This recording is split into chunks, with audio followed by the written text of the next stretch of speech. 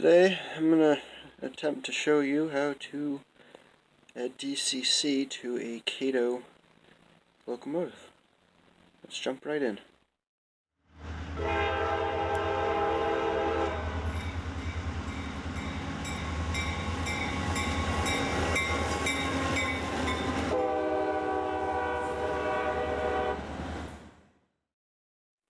First thing we want to do is take the shell off of the chassis.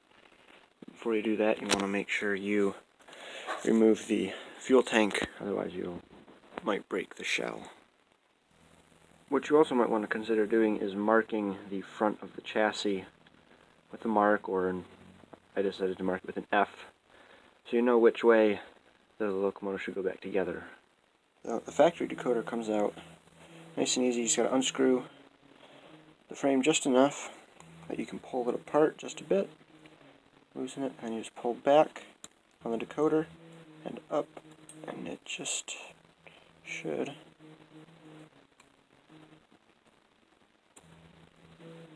slide right out, just like that. So, the decoder we're going to be putting in is the NCE N14K1 DCC decoder. Comes with decoder, manual, and some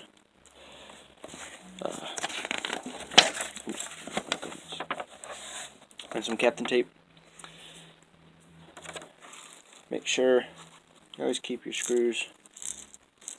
This is just a side note. Make sure you always keep your screws somewhere they're not gonna get lost. Inside the fuel tank is a perfect place for those. Alright, inside shows you a quick instructions here. So we've already taken the decoder out. Now we just got to put some of this captain tape right there over the loco frame, and then we'll put the new decoder in exactly as the old one came out. Alright, now that we got the tape on, it's time to put the decoder on. The decoder has these, so there's the main tabs that go down the sides to the motor leads, and then there's these two other contacts here. Those go at the front of the locomotive, and you'll see that it really only fits one way. So if we were to put it in backwards, line that up with the motor there, there's nothing for those two attached. You can see it doesn't fit. We flip it around, that the decoder will be a perfect fit. So same way as we took the other one out, this one should just slide right in. I'm going to have to do a bit of wiggling around to make sure these tabs stay under the other tabs. We'll be right back. Got the new board in. It did take a little bit of wiggling around. You want to make sure that the contacts there are touching, and the motor leads are under these brass tabs of the decoder. Might have to use a pair of pliers or tweezers to get everything to fit right. Now we can put the shell back on and give it a test run. Alright, we got the decoder programmed into our NCE power cab. Now it's time to give it a quick run on the layout, see if it works. I got track issues. And there it goes.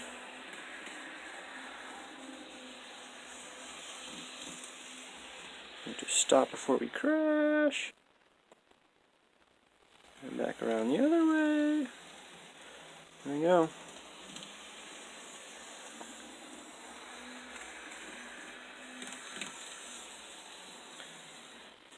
Runs perfectly. Super easy drop-in decoder installation from NCE for our Kato locomotives.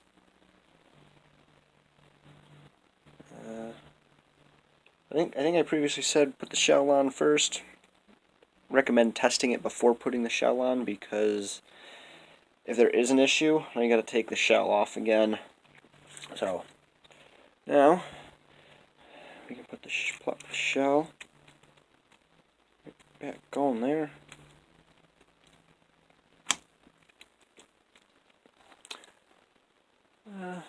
Almost. Alright, where we left off, we ran into some technical difficulties. The decoders have a chip on them that interferes with the support for the turbo stack underneath the shell. Right there. So, just took a number 17 X-Acto blade and just slowly chipped away at it until I could get the shell on.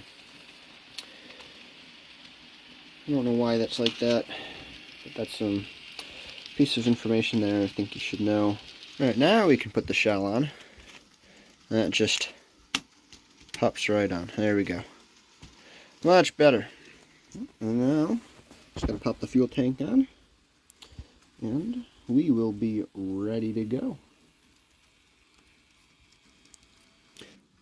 Alright, thank you for watching. Niagara and Scalar, signing off.